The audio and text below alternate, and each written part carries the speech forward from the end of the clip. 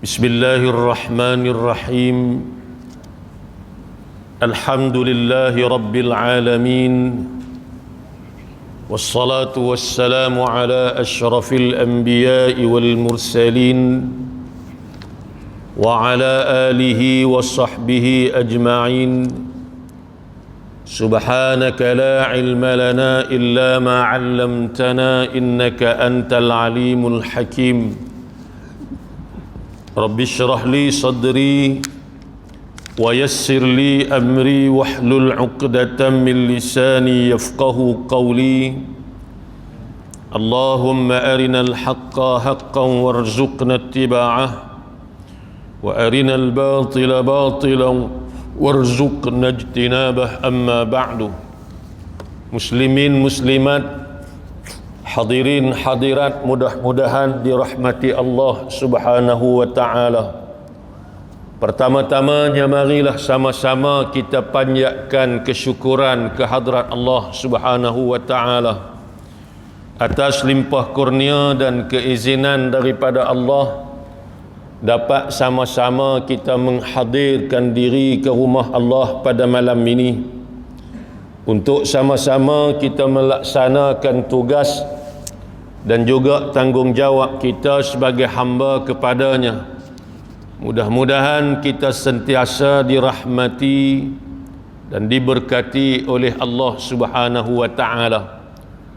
Tuan-tuan hadirin yang dikasihi sekalian, pada malam ini marilah sama-sama kita mengambil istifadah daripada tafsir suratul Fatihah. Tuan-tuan mungkin ada telefon, boleh buka tengok suratul Fatihah.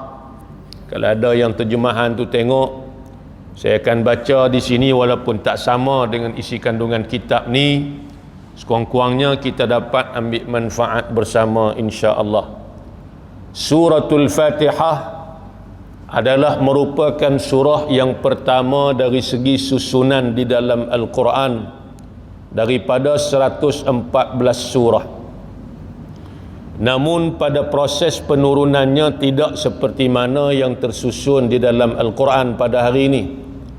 Kerana Al-Quran itu dia turun secara berselerak. Dia tak teratur macam mana hak disusun dalam mushaf kita, Al-Fatihah, Al-Baqarah, Ali Imran dan sebagainya. Al-Quran ini turun berselerak. Sebab tu kita tengok surah yang mula-mula turun ialah suratul Alaq, Iqra' bismi rabbikal ladzi khalaq. Tetapi dari sudut penyusunan tertib surah Al-Alaq ni duduk di belakang dah pada juzuk yang ke-30. Suratul Fatihah ni turun kemudian. Ada ulama kata turun di Makkah dalam peristiwa Isra' dan Mi'raj.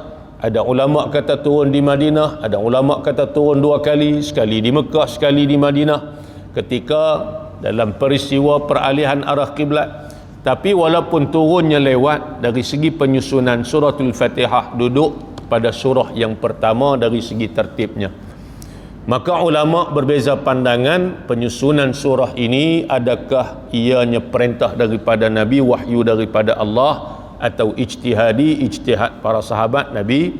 Maka di situ ada perbezaan pandangan. Baik, suratul Fatihah ini merupakan di antara surah ataupun surah yang julung-julung kalinya Allah turunkan secara sempurna daripada awal sehingga ke akhirnya, yang mempunyai sebanyak 7 ayat. Walaupun mazhab mana sekalipun, mereka bersepakat bahawasanya Fatihah ni ada 7 ayat. Kalau dalam mazhab kita, kita kira bismillah, sebab tu kita baca dan kita kuatkan bacaan. Bermula daripada Bismillahirrahmanirrahim, kemudian diikuti dengan Alhamdulillahi Rabbil Alamin, kemudian Ar-Rahmanirrahim ayat yang ketiga, Maliki Yaumiddin ayat yang keempat, Iyyaka na'budu wa iyyaka nasta'in 5, Ihdinas siratal mustaqim 6, Siratal ladzina an'amta 'alaihim ghairil maghdubi 'alaihim waladdallin, itu ayat yang ketujuh. A'udzubillah itu tak termasuk. Demikian juga amin tidak termasuk. Ni 7 ayat yang dikira dalam mazhab kita sebagai 7 ayat dalam suratul Fatihah. Baik, walaupun a'udzubillah itu bukan termasuk di dalam suratul Fatihah atau termasuk di dalam mana-mana surah, namun disunatkan kita membaca a'udzubillah ketika hendak membaca Al-Quran. Baik. Jadi malam ni kita nak tengok sikit tafsir. Kita bermula dengan a'udzubillahi minasyaitonirrajim. Seperti daripada kitab tafsir ini, qala al-musannifu rahimahullahu ta'ala wa nafa'ana bi'ulumihi fid darain amin. Kata dia tafsir al-isti'adah. A'udzubillahi minasyaitonirrajim itu bentuk bacaan dia. Bentuk bacaan tu kita panggil apa? Al-isti'adah. Bismillahirrahmanirrahim itu bentuk bacaan dia. Nama dia apa dia? Basmalah. Begitu juga dengan istighfar dan sebagainya. Astaghfirullahalazim. Al-isti'adah ini merujuk kepada bacaan a'udzubillahi minasyaitonirrajim. Kita memohon perlindungan kepada Allah daripada syaitan yang direjam. Baik, tengok dia kata apa. Bermula maknanya, makna a'udzubillah tu apa dia? Ialah aku berlindung dengan Allah daripada syaitan yang direjam. Bermakna a'udzubillahi minasyaitonirrajim itu makna dia aku berlindung dengan Allah daripada syaitan yang direjam. Tidak ada daya, tidak ada kekuatan kita untuk lari daripada gangguan-gangguan syaitan, melainkan kita kena minta perlindungan kepada Allah Subhanahu wa taala supaya dia tak ganggu kita. Dan memang tugas dia, memang kerja dia nak ganggu kita, nak kacau kita, nak sesatkan kita. Itu sumpah dia di depan Allah Subhanahu wa taala. Jadi kita ni Allah suruh minta perlindungan kepada Allah. Baik, kata dia, tak kala adalah syaitan itu berusaha pada mencampakkan was-was ke dalam segala hati manusia. Syaitan kerja dia nak mencampakkan was-was, keraguan dalam hati kita manusia ni. Memang hak tu pun dia berjanji depan Allah. Dan memang itu pun dia akan buat selama mana selama maknanya dia akan buat itu benda tu. Dia cuba nak menarik seberapa banyak mungkin anak-anak Adam ni supaya jadi pengikut-pengikut dia. Maka apabila syaitan ni sentiasa berusaha nak campakkan rasa was-was ke dalam hati kita, dan adalah isti'anah, perlindungan dengan Allah, yakni minta tolong dengan Allah itu menegah ia minta tolong daripada yang demikian itu, maka disuruhkan orang yang membaca Quran itu dengan memulai dengannya. Syaitan dia akan usaha campak was-was dalam hati kita, ganggu kita. Lebih-lebih lagi bila kita nak baca Quran, nak buat ibadat, dia nak kalau boleh nak halang kita. Tak mau bagi, kalau baca pun tak mau bagi kita baca banyak. Kalau baca banyak pun tak mau bagi kita tumpu. Jadi macam-macam usaha dia akan buat. Maka pada ketika itu, dengan bantuan daripada Allah dapat menegah kita daripada gangguan syaitan, maka Allah perintah kepada kita, orang yang lebih-lebih lagi nak mula baca Quran ni, disuruh kita baca a'udzubillahi minasyaitonirrajim terlebih dahulu. Ada. Nak baca lagu mana? Baik, ulama sebut kepada kita beberapa cara. Hak selalu kita dengar apa dia? A'udzubillahi minasyaitonirrajim. Tu yang selalu kita dengar lah. Di sana ada beberapa bentuk bacaan lain yang dibolehkan. Disebut dalam kitab-kitab qiraat. Jadi dibincangkan dalam babul isti'adzah dalam kitab qiraat ni. Ada beberapa wajah seperti dalam kitab Taqribul Ma'ani syarah kepada matan Syatibi, dia kata ada 3. Dia bawa 3 sajalah, kitab lain ada banyak lebih lagi. 3 lagu mana? Paling-paling korang a'udzubillahi minasyaitan, takat tu. Tak ada ar-rajim. Boleh? Paling-paling korang kita baca a'udzubillahi minasyaitan, sudah memadai. Mana dapat dah pahala sunat a'udzubillah tadi ni. Yang masyhurnya, yang banyak kita doa amalnya mana? Yang kedua, a'udzubillahi minasyaitonirrajim. Ni selalu kita duk bacalah, yang selalu kita duk dengar. Dan boleh juga yang ketiga, kalau kita menambah dengan sedikit sifat-sifat ataupun nama-nama Allah. A'udzu billahi as-sami'il 'alim minasyaitonir rajim. Kita tambah as-sami' al-'alim. A'udzu billahi as-sami'il 'alim minasyaitonir rajim. Boleh. Itu wajah yang disebut dalam kitab Taqribul Ma'ani syarah kepada matan Syatibi. Boleh kita baca lagu tu. Nak beramai hak mana? Boleh tiga-tiga lah. Selalu kita duk baca tu pun betul dah. Baik. Kemudian kata dia, bila kita baca, maka jadilah hati kita itu terpelihara daripada was-wasnya, gangguannya, dan kerana padanya, pada isti'adzah itu, membersihkan hati daripada tiap-tiap suatu yang mengendalakan daripada Allah Ta'ala. Ni. Maka bila kita baca a'udzubillah, Allah jaga hati kita daripada was-was, hasutan yang dicampak oleh syaitan dalam hati kita.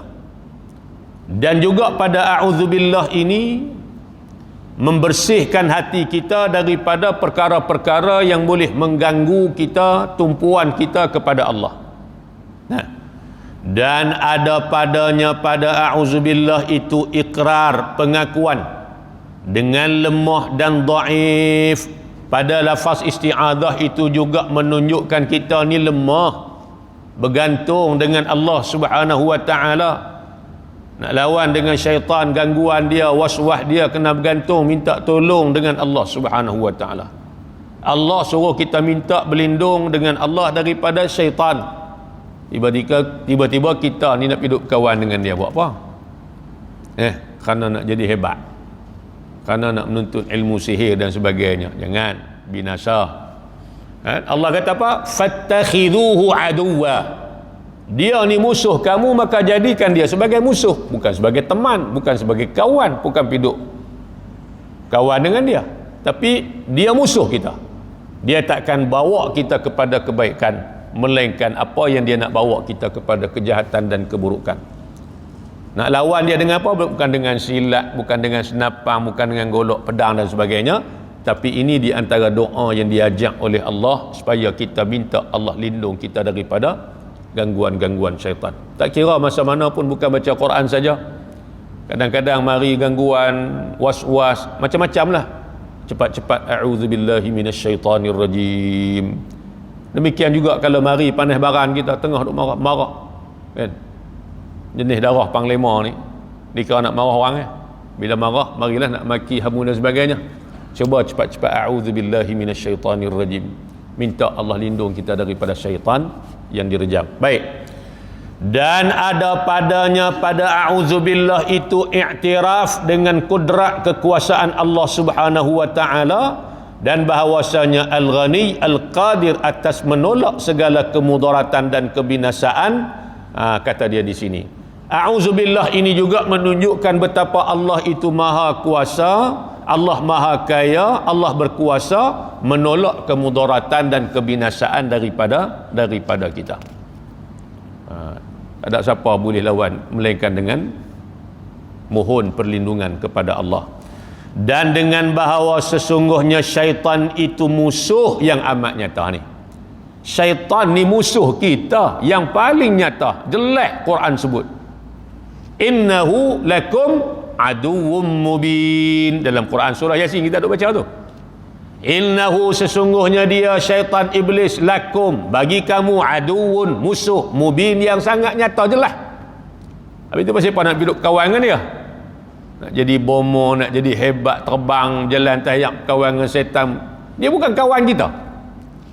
Innama yuridu syaitanu an yuqi'a bainakumul adawata wal baghdha. Syaitan ni di antara apa yang dia akan buat, dia akan mencetuskan dalam diri kamu yuri an yuqi'a bainakumul adawah, permusuhan sama-sama kamu, wal baghdha, marah. Ini syaitan. Dia tak boleh tengok kita duk baik elok, dia akan cetuskan permusuhan, perkelahian sesama kita, bergaduh. Sebab itulah bila kita ni mari panas baran nak marah, a'udzubillahi minasyaitanir rajim. tak turun juga temperature kita, maka daripada berdiri kita duduk pun duduk marah juga, nyawa kau derah, pergi ambil yang semayang pun tak sejuk juga, mandi jurus dengan air, insya-Allah. Pasal syaitan dicipta daripada api, iblis daripada api, maka nak padam api dengan air. Tapi tak dan hak tu lah, dia barang, dia kira nak lepas barang dia aja, dia tak ingat dah auzubillah, dia tak ingat dah. Tapi kita biar duduk dia auzubillahi minasyaitanirrajim, baca banyak-banyak supaya hilang panas barang kita tadi ni yang dibakar oleh syaitan saja nak bagi kita ni musuh, marah, benci pada orang. Itu memang kerja dia. Kemudian kata dia, firman Allah Subhanahu wa taala, mana dalilnya? Yang kita kata sunat bila nak baca Quran ni, sunat kita a'udzubillah. Allah suruh dalam Quran, dalam surah An-Nahl ayat 98, firman Allah taala, fa idza qara'tal qur'ana fasta'idz billahi minasyaitonir rajim. Artinya, maka apabila engkau hendak membaca Al-Quran, bila kamu nak baca Quran, ai idza aradta qira'atal qur'ani, bila kamu nak baca Quran, kata sebahagian ulama, maka hendaklah engkau terlebih dahulu memohon perlindungan kepada Allah daripada syaitan, daripada kejahatan syaitan yang kena rejam. Bila nak baca Quran, tak kiralah baca benda-benda lain pun, Quran lebih-lebih lagi, maka hendaklah engkau pohon perlindungan terlebih dahulu kepada Allah daripada kejahatan syaitan yang direjam. Bila ni? Bila nak mula baca. Itu pandangan jumhur, majoriti ulama kata auzubillah ni baca di awal bacaan. Ada juga ulama sebahagiannya yang mengatakan auzubillah ni baca ketika habis bacaan, berdasarkan firman Allah, fa idza qara'ta, apabila telah engkau membaca. Dia mari dalam bentuk past tense ataupun fi'il madhi. Maka kata sebahagian ulama, bukan mula baca, habis baca baru auzubillahi minasyaitanirrajim. Ada sebahagiannya. Ni Imam Nawawi pun sebut dalam kitab Tibyan, dia bawa pandangan tu, beberapa orang yang menyokong pandangan dia, kata habis baca baru auzubillah minal jinnati wan nas, a'udzubillahi minasyaitanirrajim. Pandangan daripada kalangan tabi'in kata baca lepas. Bila kita dengar benda-benda ni, kita pergi mana-mana negara, contohnya lebih-lebih lagi belah-belah Timur Tengah dan sebagainya, kita dengar ada orang baca lagu ni, kita tidak akan menyalahkan mereka, kita tak mudah berkelahi dengan orang. Pasal apa? Kita tahu di sana ada pandangan yang kata lagu tu. Yang kita duk kata orang tak betul semua, kita aja betul. Pasal kita bahasa kita mengaji hak kita ya, kita tak mengaji hak orang lain dah. Maka kita duk kata hak kita aja betul, orang tak buat macam kita semua salah. Tu yang berkelahi, bergaduh, bertengkar, berdebat dan sebagainya. Ini benda-benda khilafiyah di kalangan para ulama. Baik. Kemudian kata dia, apa makna a'udzu? A'udzu billahi minasyaitanir rajim. Bermula makna a'udzu billah, artinya aku berlindung dengan Allah. Amtani'u wa a'tasimu wa atahassanu. Kata dia, aku tertegah dan aku berpegang dan aku minta pelihara dengan Tuhan Allah Subhanahu wa taala yang bersifat dengan segala sifat kesempurnaan, yang maha suci daripada segala sifat kekurangan, yang tiada sekutu baginya pada segala makhluk, dari barang yang aku takut dan aku bimbang, daripada kejahatan was-was syaitan yang direjam. Itu makna dia. A'udzu billahi minasyaitanir rajim. Makna apa? Aku berlindung dengan Allah, aku minta peliharaan dengan Allah, Tuhan yang bersifat dengan segala sifat kesempurnaan, Tuhan yang maha suci daripada segala sifat kekurangan, Tuhan yang tidak ada sekutu baginya. Daripada apa? Berlindung dengan apa? Daripada apa? Minta berlindung daripada perkara yang aku bimbang, daripada kejahatan-kejahatan was-was syaitan yang direjam.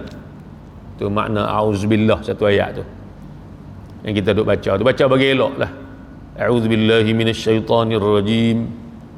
Ni kadang-kadang kita baca tak sempurna. a'udzubillahi minasyaitanir rajim, a'udzubillahi minasyaitan, loncat habis huruf-huruf baris. Jangan tinggal baris, jangan tinggal huruf.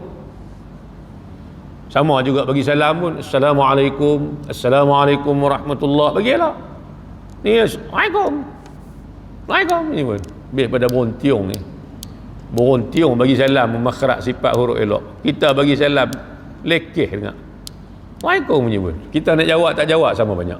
Bagi elok assalamualaikum, benda ibadat, dapat kebajikan. Auzubillah pun lagu tu lah, mana-mana pun baca bagi elok, a'udzubillahi minasyaitanir rajim. Baik, ketahui olehmu bahawa kalimah asyaitan, syaitan tu makna apa?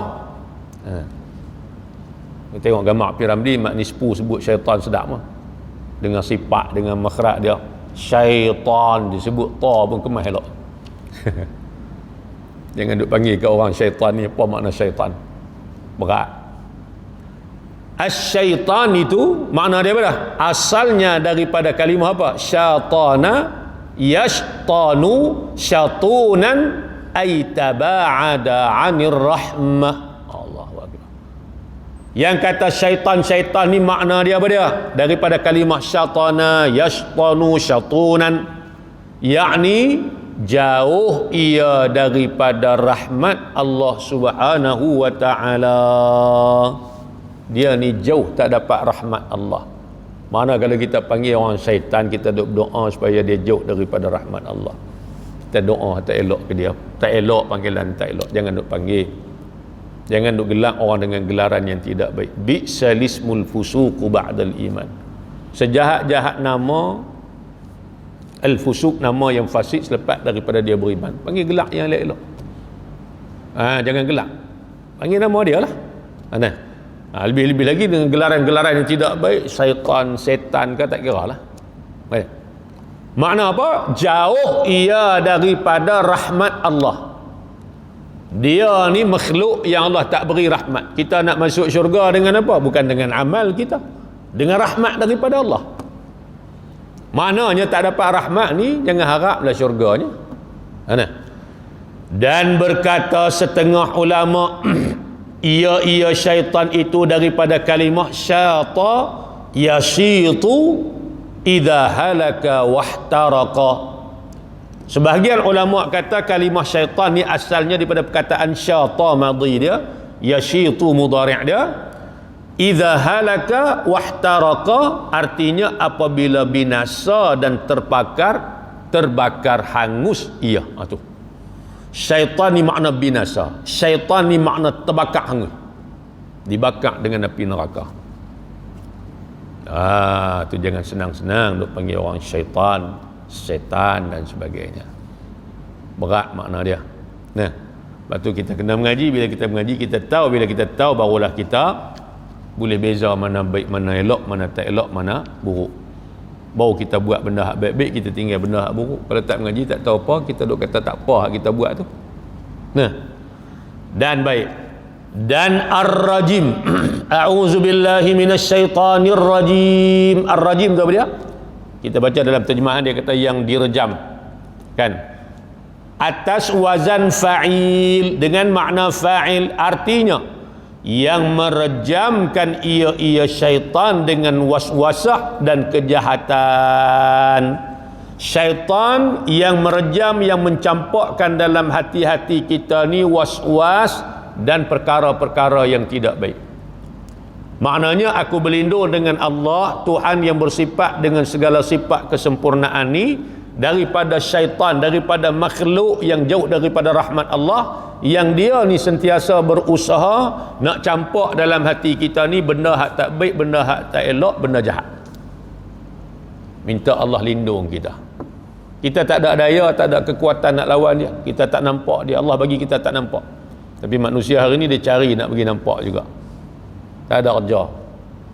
Kan? Ada sebab kenapa Allah tak bagi nampak. Kalau nampak kita balik rumah tak? Kita balik rumah dah kitanya. Kan? Merata duduk apa ni. Tapi dah usaha ikhtiar nak tengok juga. Tengok buat apa. Tak disuruh pun. Habis duit, habis masa, habis umur. Jumpa-jumpa terkejut, mati pula celah-celah tu. Tak faedah. buat kerja yang lebih berfaedah. Kan? Itu makna dia.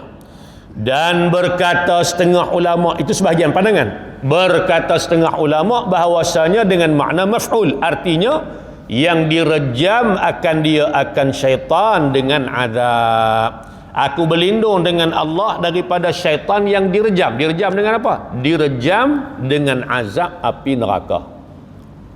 Dan berkata setengah ulama, direjam akan dia, yakni dicampak akan dia daripada rahmat dan khairat dan kebaikan. Ada banyak pandangan lah. Tapi makna-makna tak elok lah. Sama ada dia yang merejamkan dalam hati kita ni kejahatan was-was, atau dia ni syaitan sendiri yang kena rejam dengan Allah. Maknanya dicampak daripada rahmat, daripada belah kesian Allah Subhanahu wa taala. Itu makna a'udzubillahi minasyaitanir rajim. Biar duduk di lidah kita ni bila kita nak mula. Bahkan sunat kita baca kata Imam Nawawi dalam kitab Tibyan dia, sunat kita baca a'udzubillah ni sama ada di luar salat atau di dalam salat. Dalam salat pun sunat juga. Sunat baca pada rakaat pertama, satu pandangan kata pada rakaat kedua, pada rakaat ketiga, pada rakaat keempat. Nak baca, nak mula Fatihah tu a'udzubillah dulu. Sunat pada tiap-tiap rakaat. Pandangan kedua kata sunat pada rakaat pertama sahaja. Jadi ada khilaf di kalangan ulama. Kalau kita nak baca tiap-tiap rakaat pun tak apa. A'udzubillahi minasyaitanirrajim. Bismillahirrahmanirrahim. Baca pelan lah. Kalau kita imam pun, kalau sembahyang maghrib dia derah tang bismillah, a'udzubillah dia pelan. Jangan duk tarik derah lagi a'udzubillah tu. Pelankan di situ. Tu nak kena erti juga. Baik. Kemudian kata dia, tu tafsir ataupun apa yang kita patut ambil faham daripada a'udzubillahi minasyaitanirrajim. Baik. Apa maksud bismillahirrahmanirrahim? Tu. Dengan nama Allah yang Maha Pemurah lagi Maha Mengasihani. Bermula makna bismillahirrahmanirrahim, artinya dengan nama Allah yang Maha Pemurah lagi Maha Mengasihani. Apa makna pemurah? Pemurah ni makna Allah bagi belaka atas dunia ni. Hak beriman, hak tak beriman semua dapat.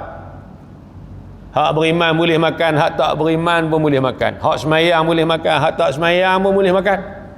Bahkan kadang-kadang hak tak semayang balu lebih pada hak semayang lagi. Geng subuh masjid, tak keluar masjid lagi, geng hak tak semayang subuh 3 biji dah tu janai. Lebih pada hak geng semayang subuh lagi. Dunia ni Allah bagi. Bahkan hatta kita tengok orang kaya, orang senang ni pun di kalangan orang bukan Islam pun hak kaya di peringkat dunia dan sebagainya. Millionaire, trillionaire dan sebagainya, orang bukan Islam. Saya dunia tak ada ni dah ambil lah. Carilah, ambil, siapa cari dia dapat. Kalau hak beriman dapat, ada keberkatannya. Hak tak beriman dapat, tapi dapat dalam keadaan Allah tak redha. Dan lagi Maha Mengasihani, Ar-Rahman, Ar-Rahim. Maknanya Ar-Rahim ni hanya tertentu untuk orang-orang beriman saja. Ni kalimah ni dia panggil, ayat ni dia panggil basmalah. Basmalah satu ayat yang sangat besar kelebihan dia. Baik, tengok dia kata apa. Diriwayatkan daripada Abi Hurairah radhiyallahu anhu berkata, telah bersabda Rasulullah sallallahu alaihi wasallam, kullu amrin dzibalin la yubda'u fihi bi bismillahirrahmanirrahim aqta'. Ni artinya tiap-tiap pekerjaan yang empunya cita-cita, tiap-tiap kerja buat kita yang kita nakkan kebaikan daripada hasil kerja kita ni, makan kita, minum kita, kan, mengaji kita, naik kenderaan kita, hatta suami bersama dengan isteri, yang tidak dimulakan padanya pada pekerjaan itu dengan bismillahirrahmanirrahim, kita tak mula dengan bismillah, ialah terpotong, terputus ia. Kata ulama, terpotong daripada keberkatan atau terputus ia daripada pahala. Bila kita buat satu benda baik, kerja elok, kita tak baca bismillah, Yang kerja tadi kita harapkan ada hasil yang baik daripada pekerjaan. Makan ialah nak dapat hasil baik, sihat tubuh badan, kekuatan dan sebagainya. Tapi kalau tak mula dengan bismillah, dia hilang barakah, hilang pahala. Kan? Syaitan boleh turut sama makan sekali dengan kita pasal tak mula dengan bismillah. Lepas tu Nabi tegur sahabat kan, budak kecil makan dengan Nabi, dia ranggau habis jauh lagi. Dia tambah hadapan dia, Nabi kata Samillah, sebut nama Allah dulu, baca bismillah, kemudian makan mula makan hak dekat dengan kamu tu, jangan duk anggap ambil ajuh lagi hak dekat tu ada. Tu Nabi ajak kan. Jadi maknanya tiap-tiap kerja yang kita nak buat ni mulakan dengan bismillahirrahmanirrahim. Bismillahirrahmanirrahim. Hatta sampai di rumah, nak masuk rumah pun bismillahirrahmanirrahim. Lagi nak kunci pintu pun bismillahirrahmanirrahim. Besar bismillah ni. Maka tiap-tiap pekerjaan itu ada barakahnya dan ada pahalanya di sisi Allah Subhanahu wa taala. Dan diriwayatkan daripada Abi Ja'far Muhammad bin Ali berkata, telah bersabda Nabi sallallahu alaihi wasallam, Bismillahirrahmanirrahim miftahu kulli kitabin. Artinya Bismillahirrahmanirrahim anak kunci tiap-tiap kitab yang diturunkan oleh Allah Subhanahu wa taala. Maknanya anak kunci kepada setiap kitab yang Allah turunkan, bukan sahaja pada Al-Quran, bahkan pada kitab-kitab yang lain. Nak tunjuk kata besar dan pentingnya Bismillahirrahmanirrahim tadi ni. Dengan nama Allah aku mulakan kerja aku ni. Dengan nama Allah aku mula makan, Tuhan yang maha pemurah lagi maha mengasihani. Dengan nama Allah aku mula start kereta, dengan nama Allah yang maha pemurah lagi maha mengasihani. Kan? Aku mula masak dengan nama Allah yang maha pemurah lagi maha mengasihani. Kita mula dengan nama Allah. Jadi kerja yang kita buat tu ada keberkatan dan ada kebaikan daripada Allah Subhanahu wa taala. Baik. Kemudian kata dia, baik. Di sini dia tafsir sikit. Ar-Rahman itu bismillahirrahman, Ar-Rahman tu maknanya yang memberi nikmat yang besar-besar seperti nikmat Islam dan iman dan sama' dan basar dan afiah dan lain-lainnya. Satu pandangan kata Ar-Rahman ni dengan makna Allah Tuhan yang memberi nikmat-nikmat yang besar kepada kita. Di antaranya apa dia? Nikmat apa? Nikmat iman kita, nikmat Islam kita, nikmat pendengaran kita, nikmat penglihatan kita, nikmat kesejahteraan, kesihatan kita dan lain-lain daripada nikmat-nikmat. Kata dia. Tu. Berkata, dan Ar-Rahim itu maknanya yang memberi dengan daqaiqin ni'am, nikmat-nikmat yang halus-halus. Kata sebahagian daripada ulama. Maka menunjukkan kepada kita betapa besarnya Bismillahirrahmanirrahim untuk kita sentiasa lekat dalam lidah kita bila kita nak mula kerja. Tapi dalam suratul Fatihah ni mesti kita baca. Sebab dia dikira satu ayat daripada 7 ayat dalam suratul Fatihah. Sebab tu tuan-tuan tengok dalam suratul Fatihah, buka dalam mushaf, Bismillahirrahmanirrahim, lepas bismillah dia letak nombor 1 dah.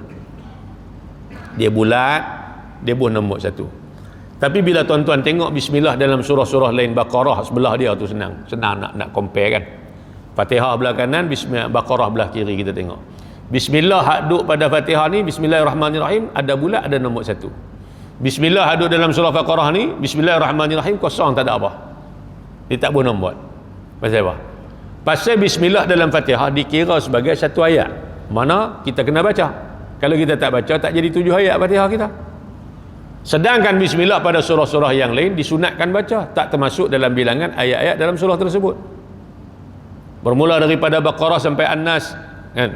Kecuali pada surah At-Taubah atau surah Bara'ah dia bagi. Di situlah daripada 114 surah, satu-satunya surah yang tidak dituliskan Bismillahirrahmanirrahim di awal surahnya. Dan tidak disunatkan baca. Itu dia. Ada pandangan kata kalau baca di awal jadi haram, baca di tengah jadi makruh. Ada pandangan kata kalau baca di awal At-Taubah baca bismillah jadi makruh, baca di tengah, tak apa, sunat kata dia. Kenapa tidak ditulis, kenapa tidak dibaca basmalah? Ulama sebut beberapa sebab. Di antaranya kerana At-Taubah itu turun dalam peperangan. Ayat yang merupakan ayat dalam At-Taubah ni ayat peperangan, jihad, ancaman bunuh orang-orang musyrikin dan sebagainya. Sedangkan bismillah ini kita mohon kasih sayang, keamanan daripada Allah. Keamanan, kasih sayang dengan perang ni dua benda hak tak duduk sekali lah, kan? Maka tidak disunatkan kita baca bismillahirrahmanirrahim. Dan tidak diresamkan pun. Habis nak baca lagu mana? Tuan-tuan nak mula baca dia. A'udzu billahi minasyaitonir rajim. Bara'atun minallahi wa rasulih. Lagu tu je, terus. Tak payah duk a'udzu billahi minasyaitonir rajim, bismillahirrahmanirrahim, bara'atun tak. A'udzu billahi minasyaitonir rajim. Bara'atun minallahi wa rasulih ila alladhina 'ahadtum minal musyrikin. Terus ya. Dan memang tidak diresamkan di awal surah At-Taubah. Itulah satu-satunya surah yang tak dituliskan basmalah. Dan pada surah-surah yang lain sunat kita baca. Kenapa? Di antaranya sebagaimana yang disebut dalam hadis, Nabi SAW bila Jibril bawa turun wahyu, Jibril baca bismillahirrahmanirrahim, maka Nabi tahu surah yang sebelumnya telah sempurna penurunannya. Jibril waktu turun wahyu, waktu turun, kemudian datang Jibril baca, sebelum mai pula dia baca bismillah dulu, bismillahirrahmanirrahim, maka taulah Nabi surah hak sebelum ni telah sempurna penurunan dia, ni surah baru pula. Tu di antara hikmah kenapa dituntut kita baca bismillahirrahmanirrahim. Ini juga dihuraikan oleh Imam An-Nawawi di dalam kitab At-Tibyan. Baik, tu ayat yang pertama.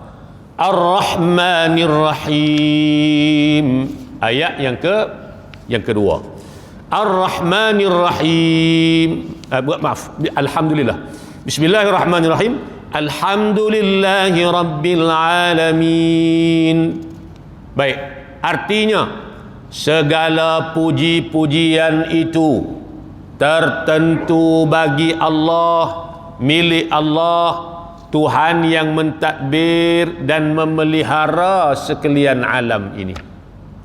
Segala puji-pujian itu adalah milik Allah, Tuhan yang mentadbir dan memelihara sekalian alam ini.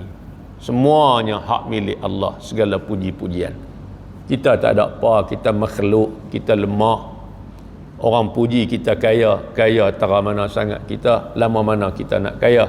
Orang puji kita alim, alim tara mana sangat kita, ada lagi yang lebih alim daripada kita. Orang puji kita cantik segak, lama mana kita nak cantik segak. Semua benda tu Allah beri pinjam kepada kita. Allah lah Tuhan yang bersifat dengan segala sifat kesempurnaan. Dialah yang layak dan kepujian itu adalah kepunyaan dia. Baik, kata ulama, bermula lafaznya ialah khabar. Khabar ni makna ayat tu bentuk statement, kenyataan. Segala puji-pujian itu tertentu bagi Allah, Tuhan yang memelihara dan mentadbir sekalian alam. Ayat statement lah.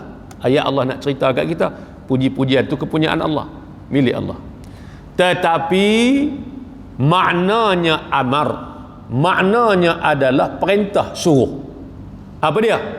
Yakni ucaplah oleh sekalian kamu akan alhamdulillah. Allah nak suruh kita ni sentiasa ucap syukur alhamdulillah ke dia, puji dia. Alhamdulillah, ucaplah alhamdulillah, puji Allah, Tuhan yang bersifat dengan segala sifat kesempurnaan, yang mentadbir dan memelihara sekalian alam ni. Tu 17 kali sehari semalam, 17 rakaat kita semayang. Fatihah ni wajib dibaca pada tiap-tiap rakaat, tak campur hak sunat-sunat kita bayang lagi. Hak kita semayang sunat tak campur lagi, hak fardu saja 17 kali kita duk puji Allah. Allah suruh puji dia supaya kita sentiasa ingat ke dia. Ucaplah oleh kamu sekalian kamu akan alhamdulillah, yakni sebutan yang elok yang tertentu bagi Allah, kerana Allah ini Tuhan yang memberi kepada kamu kebaikan dan kelebihan atas sekalian makhluknya. Macam-macam dia beri ke kita. Nikmat ni tak terhitung banyaknya, kan? Nak banding hak susah dengan hak senang dalam hidup kita ni mana banyak? Sehat dengan sakit mana banyak? Sudah tentu banyak sehat daripada sakit, banyak senang daripada susah. Walaupun kadang-kadang Allah uji dengan satu kesusahan, di sebalik satu kesusahan mari macam-macam kesenangan. Lepas tu Allah kata apa? Fa inna ma'al usri yusra, inna ma'al usri yusra. Fa inna, sesungguhnya berserta dengan al-usri, kesusahan itu, yusra, ada kesenangan. Allah ulang balik, sesungguhnya bersama-sama kesusahan ada kesenangan. Masa Allah sebut susah al-usri ada alif lam. Fa inna ma'al usri, al-usri ada alif lam. Bila sebut perkataan susah ni ada alif lam, al-usr. Tapi bila sebut senang, yusra, tak ada alif lam. Hak ada alif lam ni orang mengaji bahasa Arab, itulah lafaz ma'rifah. Hak yusra tak ada alif lam, dia panggil lafaz nakirah. Pasal apa? Haluhnya bahasa Quran ni. Allah nak abad demi sesungguhnya bersama-sama dengan kesusahan ada kesenangan. Allah ulang balik, sesungguhnya berserta dengan kesusahan ada kesenangan. Bila Allah sebut al-usri, kesusahan itu ada alif lam, Allah ulang dua kali, makna kesusahan itu kesusahan yang sama. Tapi bila Allah sebut yusra tak ada alif lam, ayat pertama yusra, ayat kedua yusra, senang, dia bukan senang yang sama, senang yang berbeza. Susah yang sama, satu susah, tetapi di sebalik satu susah tadi ada 2, 3, 4 kesenangan yang Allah janji lepas daripada kesusahan yang Allah uji pada kita. Subhanallah, ulama dia kaji metera tu. Allah bagi kat kita satu yang susah, tapi di sebalik satu susah tadi ni Allah sediakan selepasnya kesenangan-kesenangan yang banyak di sebalik satu kesusahan tadi ni. Sebab tu kalau kita nak kira susah senang kita ni dalam hidup kita ni, sudah tentulah hak senang tu banyak. Tapi kadang-kadang manusia ni bila Allah uji sikit dengan susah, dia mula putus asa, dia mengeluh, dia kesah dan sebagainya. Kecuali orang-orang yang semayang, dia ingat Allah, dia tahu benda ni ujian dan sebagainya. Ialah dalam hidup tuan-tuan, hak lebih tua daripada saya, umur 60-70. Ni pertama kali kita menghadapi, apatah lagi kami hak 40-an 50-an ni, pertama kali kita menghadapi suasana yang kita tak jangka, pandemik, PKP dan sebagainya. Lama ni kita hidup dalam senang, tiba-tiba baru 2 tahun Allah uji tu pun berapa ramai orang bunuh diri dah. Kan? Dia hidup 40 tahun, 50 tahun dah senang, tak pernah susah. Tiba-tiba Allah uji baru 2 tahun. Terjun bangunan, gantung diri. Wa na'udzubillahi min dzalik. Kalau di kalangan orang bukan Islam tu kita tak pelik sangat, tapi di kalangan orang Islam sendiri. Sebab tu Allah kata apa? Bila diuji manusia ni dengan kesempitan dan sebagainya, seolah-olah dia putus asa. Tapi kita hak rajin untuk jaga diri, semayang, ingat Allah ni, insya-Allah ada panduan kita. Sebab itulah beri benda-benda ni dalam diri anak-anak kita. Baik. Tu ayat yang kedua, Allah Subhanahu wa taala nak jelaskan kepada kita, walaupun ayat tu berbentuk statement, kenyataan segala puji milik Allah Tuhan yang mentadbir, memelihara sekalian alam ni, tapi Allah nak abangkan kita, hai hamba-hambaku, sentiasalah ucapkan puji-pujian alhamdulillah kepada Allah Tuhan yang memelihara dan mentadbir sekalian alam ni. Tuan-tuan hadirin yang dikasihi sekalian, itu di antara maknanya yang disebut dalam kitab tafsir ni lah, panjang, kita ambil secara ringkas lah. Rabbil alamin, sikit lagi lah, Rabbil alamin dengan makna Tuhan yang memelihara dan mentadbir sekalian alam. Yang memelihara dan mentadbir sekalian alam ini di bawah pentadbiran Allah. Bukan senang kita tadbir rumah tangga, isteri seorang, anak 3-4 orang pun kacau bilau, kan? Tadbir daerah Korea pun pening kepala, daerah negeri lebih-lebih, negara lebih-lebih lagi lah. Allah ni Tuhan yang mengurus takbir sekalian alam. Tidak ada daun-daun yang jatuh daripada pohon kayu melainkan dalam ilmu pengetahuan Allah. Nak atok perjalanan langit, bumi, matahari, cakrawala, siang, malam dan sebagainya, Allah Maha Besar. Rezeki setiap makhluk dia, hatta burung-burung yang terbang, bagaimana Allah Subhanahu wa taala yang Maha hebat. Ni baru alam ni, kita tak pi lagi alam nu, alam langit nu lebih besar daripada kita duk tengok lala ni. Kan? Ni Tuhan yang mentadbir sekalian alam. Insya-Allah kita sampai ayat yang ke-3. Alhamdulillahirabbil alamin. Ayat kedua. Jadi kita akan sambung balik ayat yang ketiga. Ar-Rahmanir Rahim.